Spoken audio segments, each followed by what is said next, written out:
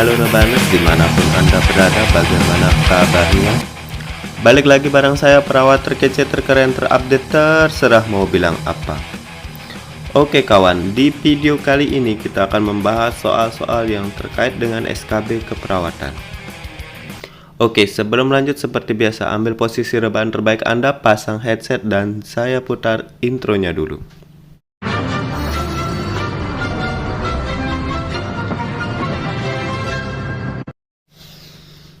Oke, soal pertama. Usia berapakah anak bisa mengenal semua warna? A. 12 bulan, B. 24 bulan, C. 36 bulan, D. 48 bulan, E. 60 bulan. Silakan teman-teman yang mau berusaha menjawab. Oke, langsung saja ke pembahasan. Untuk kelompok umur dari 36 sampai 48 baru bisa mengenal 2 sampai 4 warna. Jadi kalau ada pertanyaan usia berapa baru bisa mengenal 2 warna, 3 warna, 4 warna, jadi jawabannya adalah 36 bulan. Dia sudah bisa mengenal 2 sampai 4 warna itu di usia 36, paling terlambat itu di usia 48 bulan. Sedangkan kelompok umur 60 sampai 72 sudah mengenal warna-warni. Itu artinya di kelompok umur 60 bulan sudah bisa mengenal semua warna. Yang atas penjelasannya kurang ya, kelompok umur dari 36 sampai 48 bulan baru bisa 2 sampai 4 warna. Pertanyaan kedua. Seorang anak lahir prematur dengan berat 1700 gram. Apa metode untuk tahap tumbuh kembangnya? A. Pemberian ASI, B. Pemberian supor atau susu formula, C. Inkubator. Silahkan yang mau menjawab di pause dulu videonya.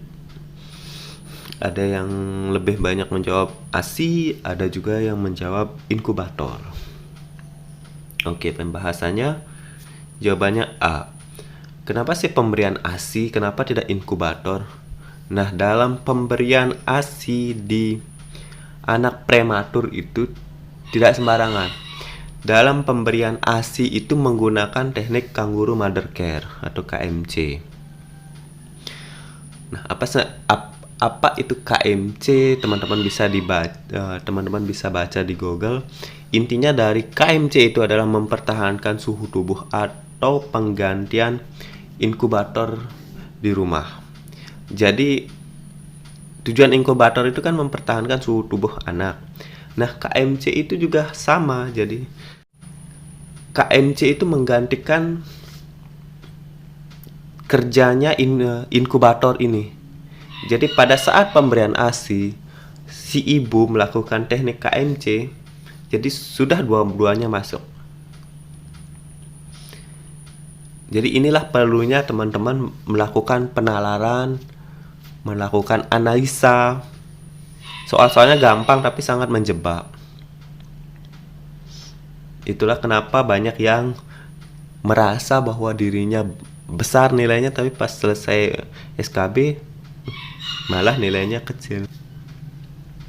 Jelas ya, dalam pemberian ASI teknik yang digunakan KMC. Jadi kalau sudah melakukan KMC, sudah artinya inkubator itu sudah teratasi. Soal ketiga, persepsi adalah A. Mahasiswa akademik, B. Mahasiswa profesi, C. Mahasiswa yang sudah lulus ujian klinik untuk masuk praktek, D. Mahasiswa yang lulus dan mendapat ijazah. Ingat, persepsi ini terkait dengan praktek. Perseptor itu lebih ke CI. Jadi kita fokuskan yang mana yang akan praktek. Apakah mahasiswa akademik? Jelas bukan. Mahasiswa profesi bisa jadi, tapi mahasiswa profesi harus dulu ujian klinik. Jadi kalau sudah lulus ujian klinik baru bisa praktek di lahan. Jadi jelas jawabannya C. Mahasiswa yang sudah lulus ujian klinik untuk masuk praktek. Nah, kalau sudah masuk praktek tentu ada perseptornya.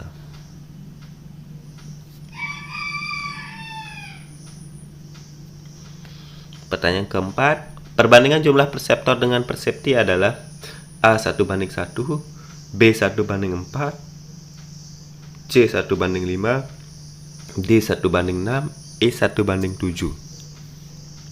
Untuk 1:1 ini adalah perbandingan mentor dengan yang dimentorin, pokoknya itu 1:1.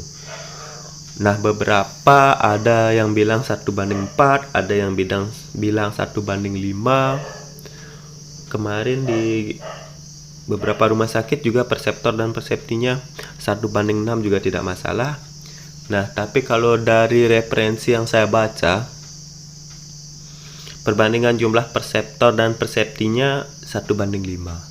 Untuk 1:4 dan 1:6 saya belum ketemu referensinya.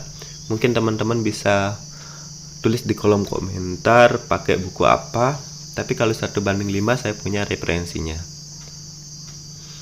Silakan teman-teman yang butuh bisa hubungi kontak saya. Nomor ada di deskripsi. Jadi jawabannya C. Pertanyaan nomor 5.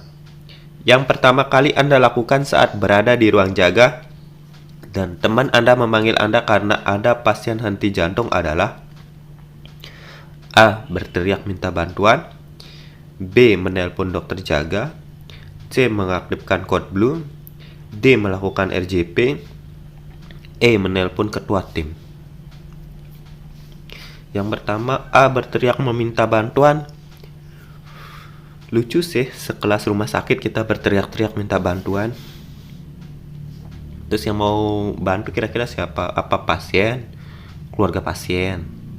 Enggak kan? Jadi jawaban A itu kita eliminasi. Menelpon dokter jaga. Bisa jadi sih tapi kurang efektif. Kalau di kegawat daruratan. Yang C. Mengaktifkan code blue. Jadi kalau standar rumah sakit harusnya sih ada tim code blue-nya. Jadi yang pertama kali teman-teman kalau ada pasien henti jantung, yang pertama kita aktifkan code blue dulu, baru kita lakukan RJP. Nah, yang berhak melakukan RJP itu kita duluan, nanti setelah tim code blue datang baru digantikan oleh tim code blue. Jadi yang pertama meminta tolong itu dalam bentuk mengaktifkan code blue. Jadi code blue-nya tim code blue datang baru kita selesai RJP. Sementara menunggu tim code blue kita melakukan RJP semampu kita dulu.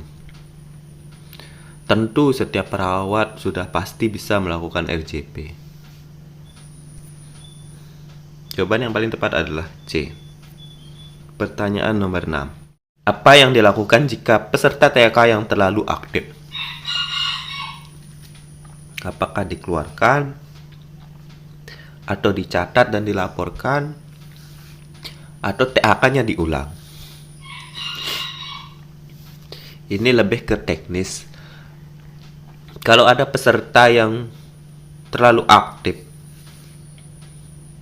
tidak mungkin TAK-nya diulang.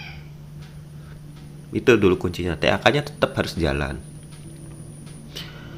Apakah dikeluarkan dari TAK?